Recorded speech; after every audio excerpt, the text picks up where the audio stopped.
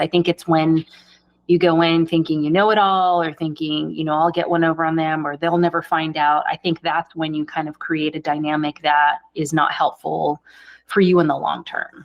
Hello, landowners. I'm Chris Jube, the Glamping Guy, helping you build safe, legal, and profitable accommodations on your private property. Thank you for tuning in to my new podcast, the Glamping Guy Podcast. Before we dive into today's episode, please like and subscribe and send your little comment about how awesome this podcast is. I truly want to help you, but if you could help me get up on that algorithm as soon as possible, I would love it. Now today, we're thrilled to have Laura Jimenez, known as the B&B Girl, who is just about to launch her glamping operation in Western Maryland after a dedicated 2.5-year journey. No kidding. Laura will share invaluable insights on why partnering with civil engineer is crucial, how to navigate obstacles like traffic and permitting, and her take on current trends in glamping development. She'll also discuss a challenging experience in a different county that led her to find a more supportive county and environment for her glamping vision. This is going to be an episode packed with really practical advice and stories. So let's get rolling with our conversation with Laura Jimenez in permits, planning, and partnering with professionals. Well, hello, Laura. Welcome to the Glamping Guide podcast. I'm so glad you're here. One of my first guests. I'm a big fan of yours. So this is really fun to have you on because you've done a lot in the glamping world. I'm going to do something kind of fun. Okay. I do this for my students too, where I get to know them a little bit just based on their social media profile. Okay.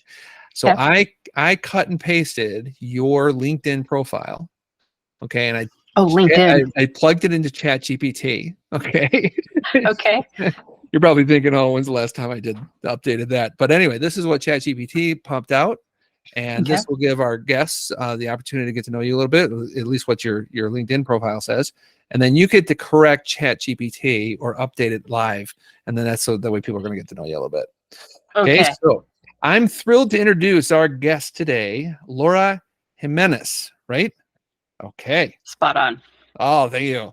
Laura is a dynamic real estate investor and Airbnb superhost with a strong foundation in federal education policy. With over a decade of experience, she has held pivotal roles, including Director of Standards and Accountability at the Center for American Progress and Director of the College and Career Readiness and Success Center at the American Institutes for Research. Currently, Laura serves as a senior advisor at the U.S. Department of Education, overseeing a $200 billion allocation of a K-12 public education COVID relief funds. Her education background includes a master in social welfare from UC Berkeley and a bachelor's in English from UCLA, highlighting her dedication to both policy and education. Laura's unique blend of policy expertise and entrepreneurial spirit makes her a valuable voice in the world of short-term rentals and beyond. Welcome to the podcast, Laura. Thanks. How was that? Was it accurate? ChatGPT did a great job. I mean, that was all accurate. So is there anything like that it missed? I don't think so. I think it, obviously talks about the stuff I do in my 9-to-5 job, which I don't really talk about a ton in my social media channels because I'm really focusing on the real estate, short-term rentals, and glamping. Yeah. Who really cares? No, that's all. Yeah, that's all accurate. All right. Well, tell me about your glamping operation that you've got going on out there. Yeah. So we are in the middle of a development of an 11-acre development where we're going to be doing luxury cabins, but we didn't start here. We started down this path of glamping a couple of years ago with a dome. And we were planning to put up a dome in West Virginia on some family land. And we purchased the dome. We cut some native trees. We prepared the lot. And we got to the point where, we were going to have to construct this and come up with the cash because, as you and your audience might know, it can be really tough to get a bank to finance glamping, especially when you're doing temporary structures and you're not doing something commercial like a campsite. And we They look at realized, you like you got three heads. They really don't understand it. They're don't. coming around, but back in the day, they did not think you were cool. Yeah, that's right. That's right. And they just don't have products really that speak to that. Which, if anyone out there is listening in the mortgage world, there's a market to serve. But we were going to have to bring, I don't know, about 200 in cash, and we thought, is that the best use of our capital? Given that 200, you could lever that on a much bigger project of permanent structures. And we said, okay, we're not going to not do this project, but we're just going to hit the pause button right now. And we're going to redirect our resources to doing something bigger, something more permanent. And that's what we did.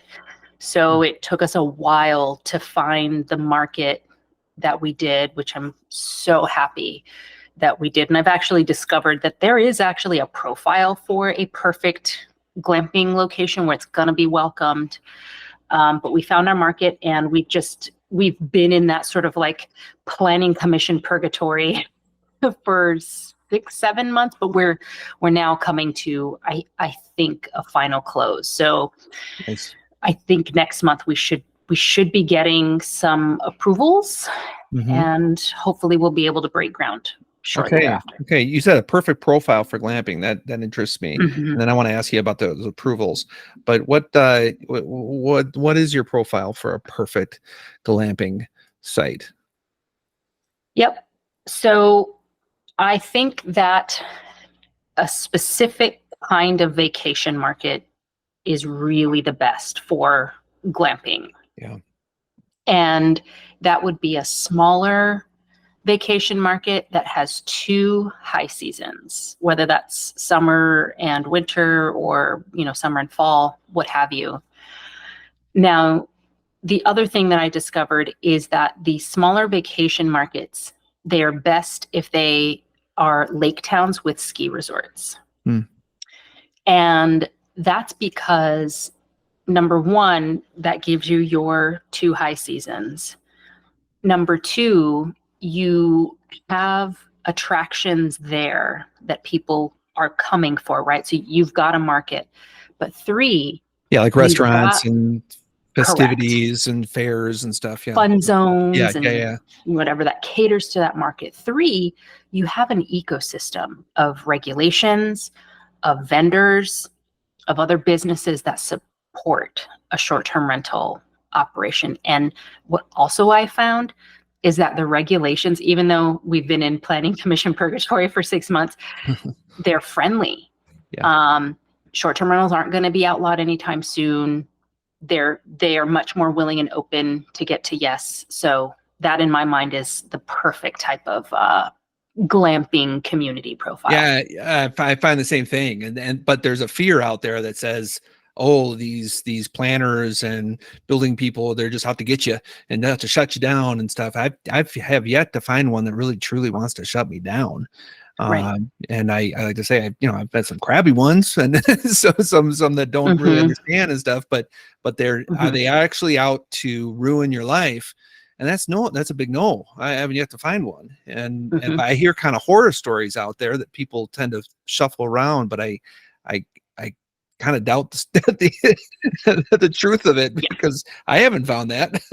Yeah. So that's good. And your area, is it in Maryland? Where's it's in Maryland, in Western Maryland. Okay. And what kind of approvals are you're navigating through right now?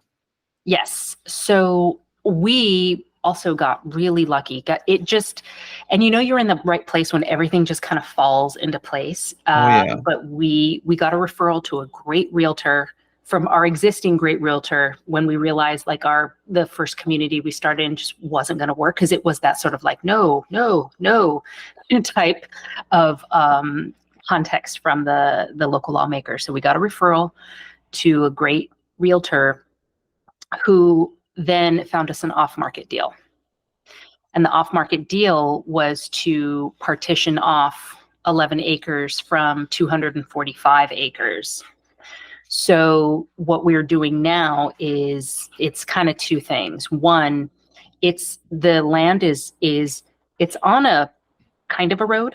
The road doesn't formally exist in all parts of the county code, so we have to make it a formal road.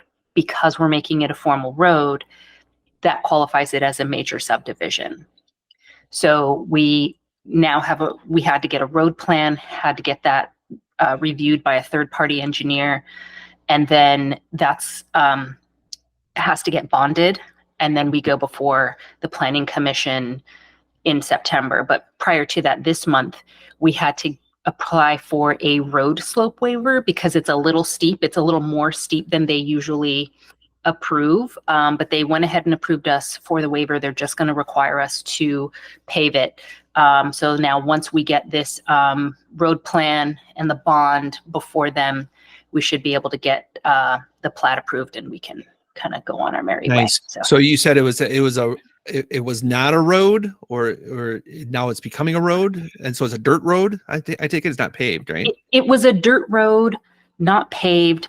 The beginning portion of it had gravel, but it's a fairly long road. I would say it's maybe a mile and a half. Oh wow! Okay. So you're not going to, you're not going to pave it. We're not doing all of that. No. We're just doing our portion. Is there anybody else? Is there anybody else accessing the road, or is it just your place? It would really just be us, and then the owner of the remaining, 230 some odd acres. So. Yeah. Was that like that was your number one obstacle? Like that was the hurdle you needed to clear to make this, because there's other hurdles you had to clear, but I suppose you already had a well, already had, the stuff. Oh, or no. Ooh, okay. We tie in to sewer and to water. Oh, nice. And there's already an existing easement for that. So we're good. Okay. On that. So thankfully, it was really just a road. That there's a whole bucket of stuff that the county planners say you got to do, and some of them are just like knock it off. But then all of a sudden, ooh, the traffic guy is telling me this is going to be an issue. And right, then the road's not wide enough. And then I dive into deep research trying to figure out what the government wants from me, and then and it takes some phone calls and emails, and then you just crack the code. You figure out what they're requiring, and then you get that done, and you go to the next few boxes, and then you get to another hassle. And that's glamping development, isn't it? It is. And I think what we've discovered as well is that it's far easier to find a good local engineer who has those relationships and knows the process. Oh man, tell me about it. Who will handle it for you. So that's what we did. So it's actually been pretty passive on our end. It's been the engineer dealing with it. So I'm really grateful that we decided to conserve our resources for this kind of project, because otherwise, having to come up with extra money for engineering and all this other stuff, I think would have been potentially insurmountable. So your word of wisdom would say something like this, go ahead and invest in the expert opinion of the people who are already in that world, and don't get cheap there. and I found the same thing. At first I got kind of cheap and I was trying to, and at the beginning you are doing that. You're penny pinching where you can penny pinch, but there's some things, and I think I started with lawyers. Just getting legal advice was worth every dime, and then now I'm in your shoes right now, thinking, engineering, it does pay off, and so write the check, get the engineering done, and get that off your list, or else I often find that it just takes me a long time to figure something out. That's right. That someone, it was one phone call at $300 an hour, but still it's done. Yep. And you said you started off with referrals from realtors. So that's how you found your piece of property. Yep. That's how we found our property. That's how we found our engineer. Now, is this just a local realtor you knew that just did, hey, this is what I want to do. Can you find me something? Or to explain the process? How'd that go?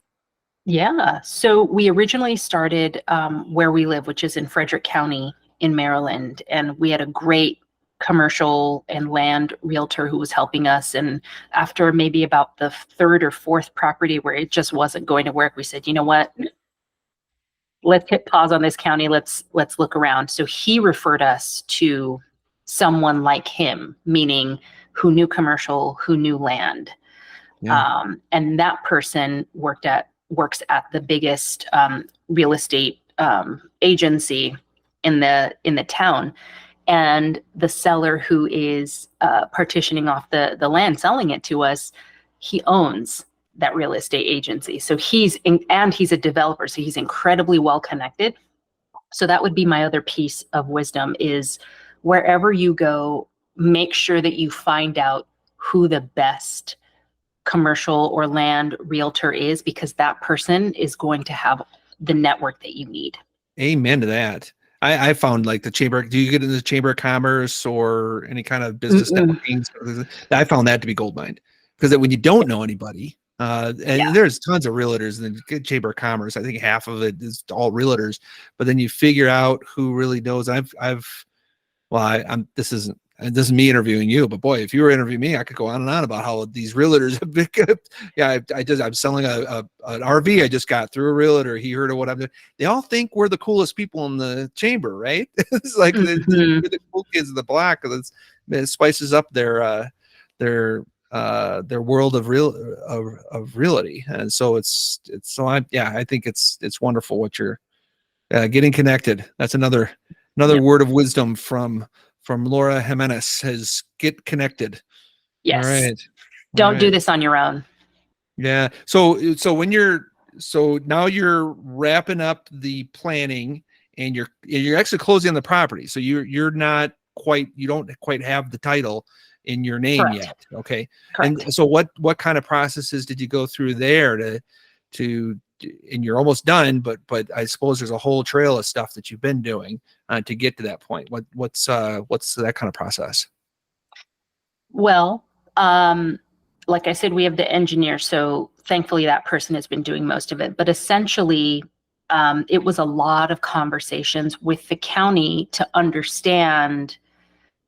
One, it was trying to get them to just recognize that the road existed so that we could just gravel it or pave it and not have to go through this process, because we knew that if they made us do this, it was going to count as a major subdivision, which was going to tack on a whole other planning commission approval that was going to be required. Right. So that failed. And it's like, okay, well, they're just going to make us do it, so we just need to do it. And then the conversations with the county were, okay, what do we need to do because of the slope of the land? Can we get the waiver? And so it was just a series of discussions of what they were going to require. And that probably took, I would say each phase took about 2 months. So the first phase of, hey, can we just do this and not make it a major subdivision? That took about 2 months. And then okay, what are you going to make us do for this road? Took about 2 months. And now we're in the sort of final 2-month phase of, okay, we know that they're going to make us pave the road. We've gotten the waiver. Here's our road plan. We need to get it bonded, and then we'll take that before. Are you doing this all yourself, or do you have like a consultation group helping you through the steps when you're dealing with the county? Nope. It's really the engineer that's doing it. But as you noted when you introduced me, like I'm really familiar with just the regulatory process and rules. So I'm good kind of handling this and knowing what questions to ask the engineer and to make sure that the right conversations are happening with the county. It's been great to be able to lean on that expertise. But yeah, we're doing this on our own with the engineer. Have you come up to like a debating situation where the county says this thing, you're looking at the cost benefit analysis of that and saying that's not gonna work? Is there some middle ground we can meet? Has there been any of those situations, or do they just say, this is how you do it, and you say yes sir or ma'am and just do it? How does that work? Yeah, so it really hasn't been contentious. Like I mentioned, they're a very friendly county. I think it's just more so making sure that we take the right steps, the established steps. We'll see what the road is actually going to cost. Like we don't have that estimate yet. It's going to get bid out soon by the seller. So we'll have more information on that. And maybe we'll go back to the negotiating table with the seller depending on how much it costs. But I don't foresee any sort of major challenge with the planning commission, because remember I said earlier, we're going to build permanent structures. So they're just single family homes. And Mhm. here's another thing. There's a little loophole where we can basically establish ourselves as a condo.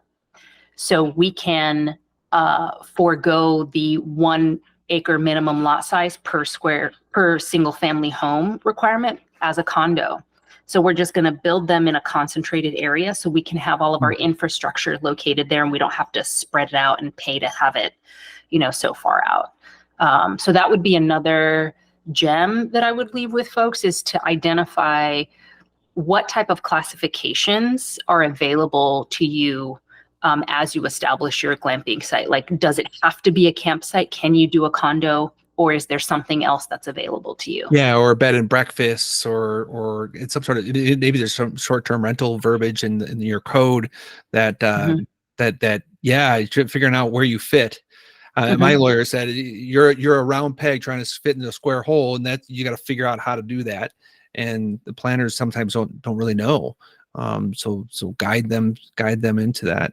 Have you had to, like, so no contentious situation? Because gosh, I run into a lot of process where it's like an interpretation of their code.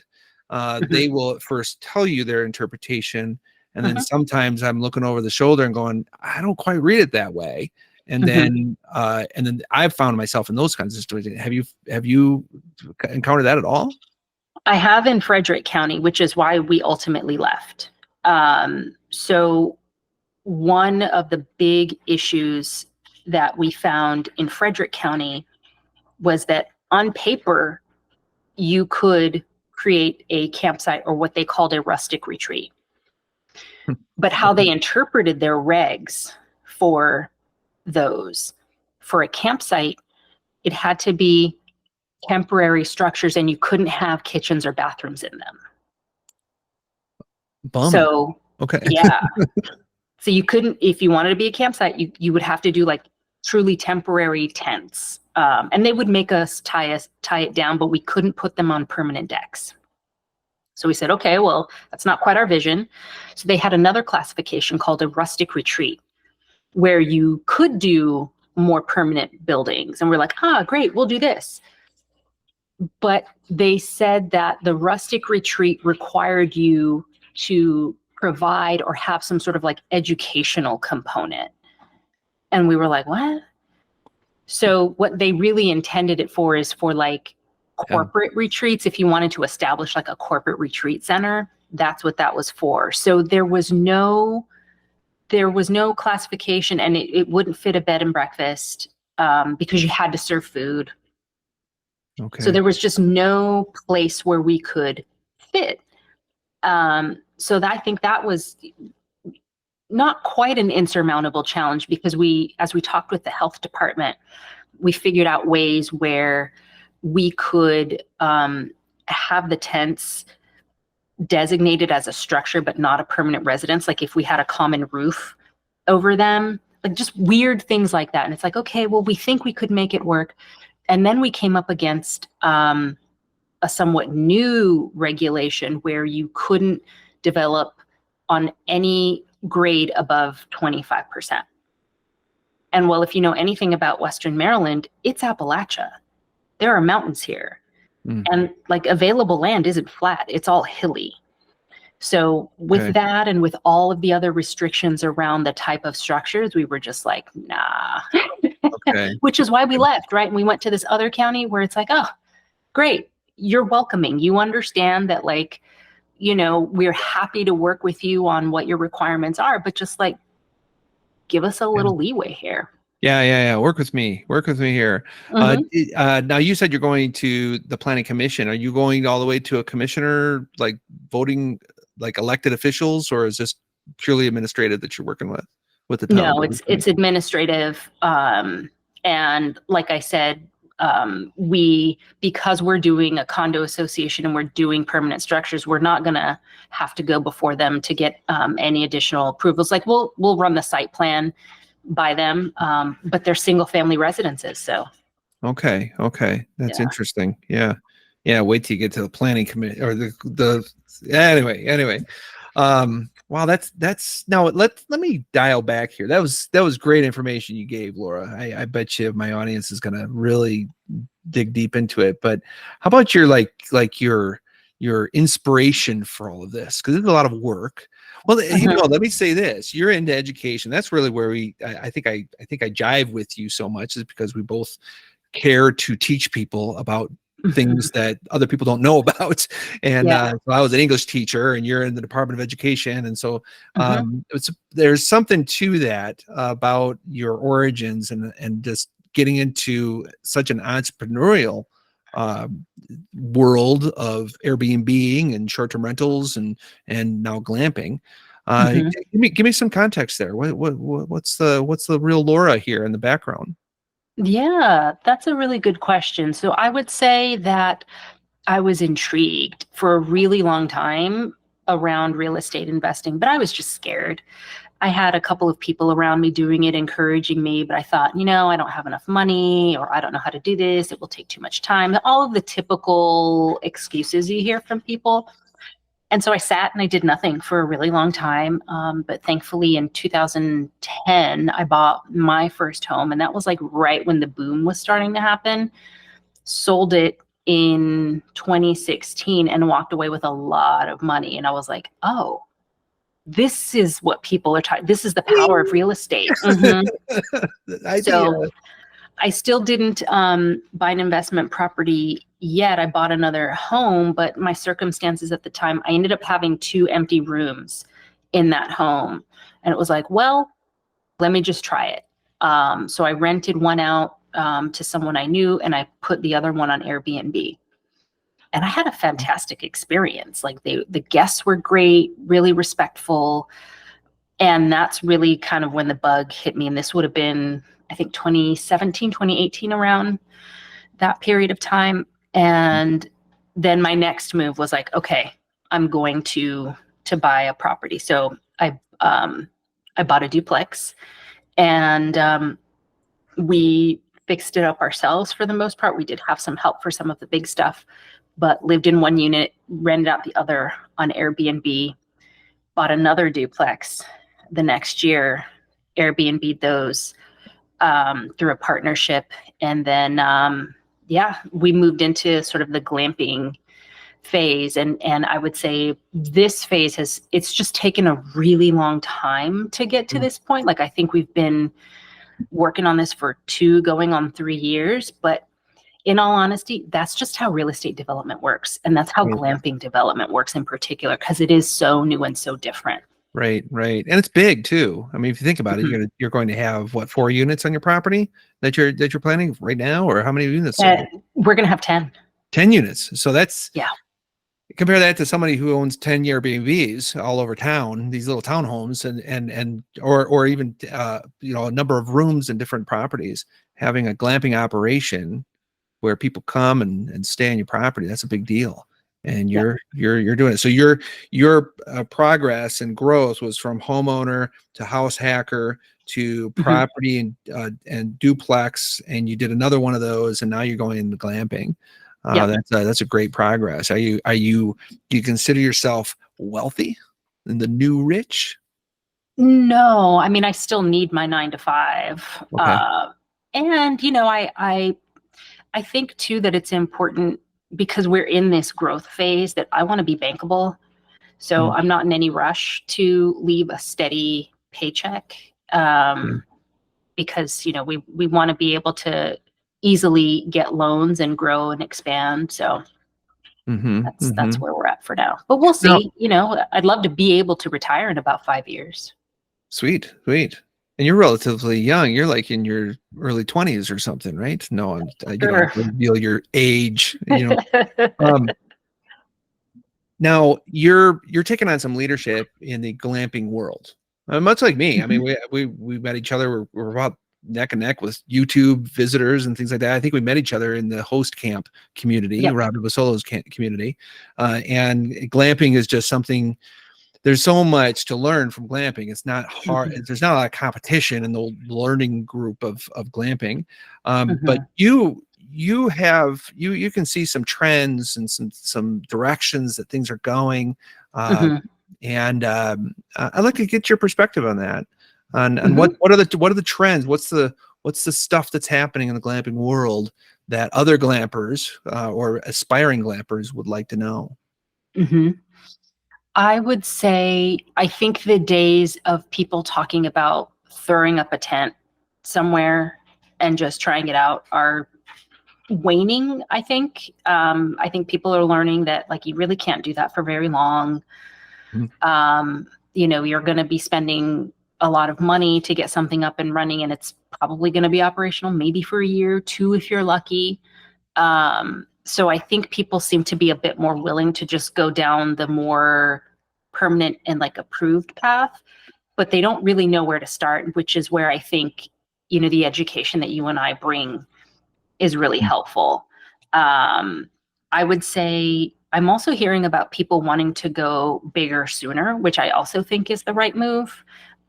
Doing something with 5 or more units because it's easier to finance. Yeah. And honestly, like if you're doing real estate development, it's easier to have the scale. It's easier to do more. You're going to get, for example, um, construction companies, builders more willing to work with you if the job's going to be bigger.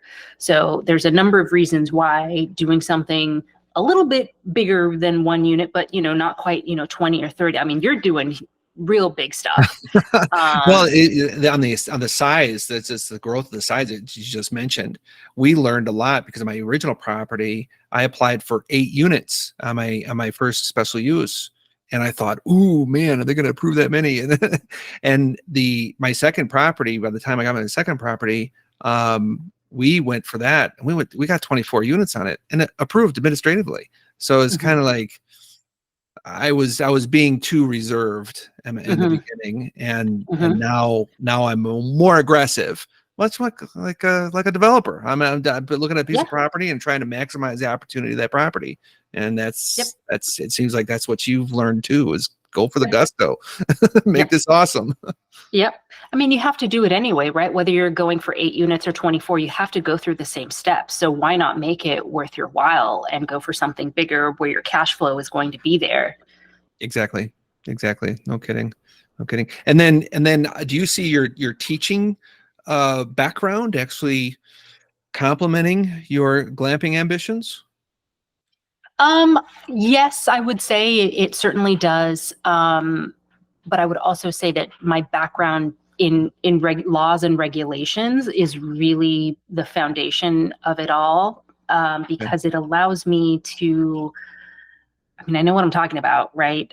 Mhm. When it comes to like how jurisdictions think and how you can approach them, and what certain legalese means.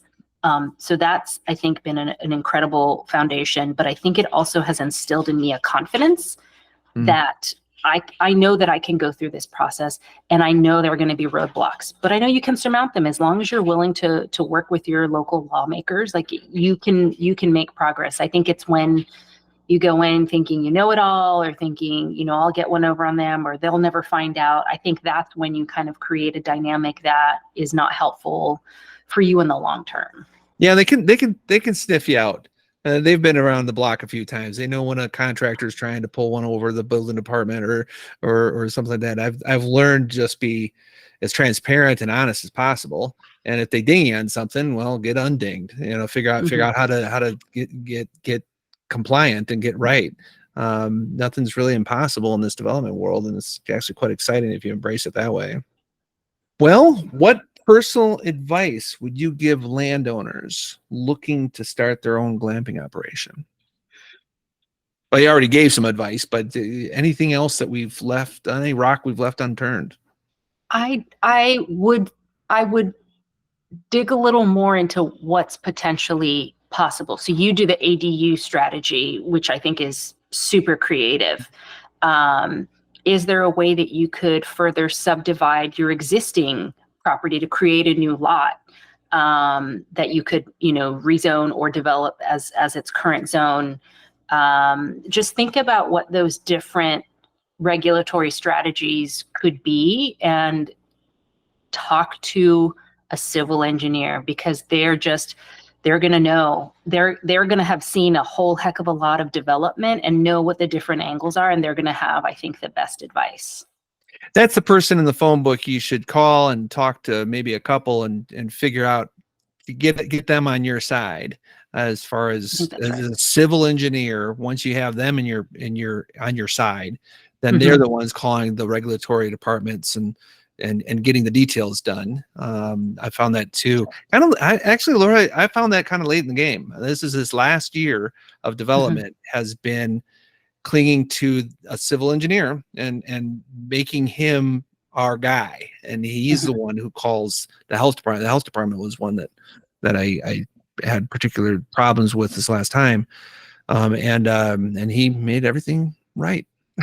Yep. Yeah. Yep. That's awesome. They will. Because they've done it before.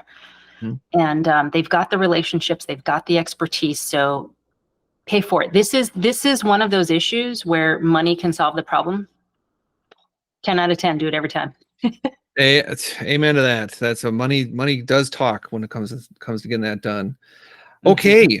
This was a great podcast. Thank you for being one of my first podcast people on the show here.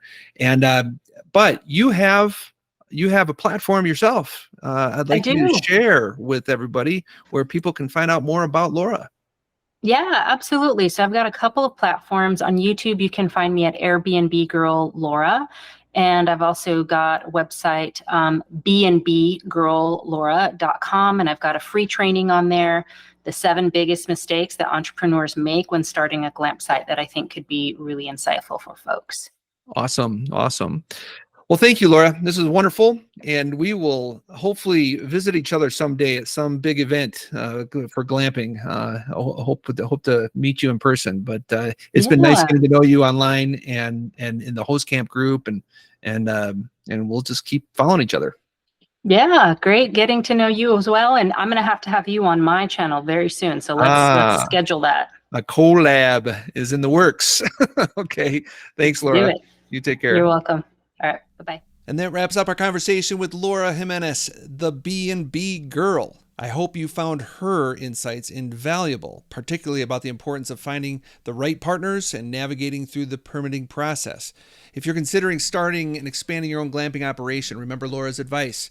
Connect with a civil engineer early and be prepared to pivot if the environment isn't right. And hey, if you enjoyed today's episode, go to glampingguy.com and subscribe. I've got free resources and course material that can help you and the entire community of glamping enthusiasts, really landowners who desire to prosper off the development of their private property. And don't forget to share this episode with anyone you think who might benefit.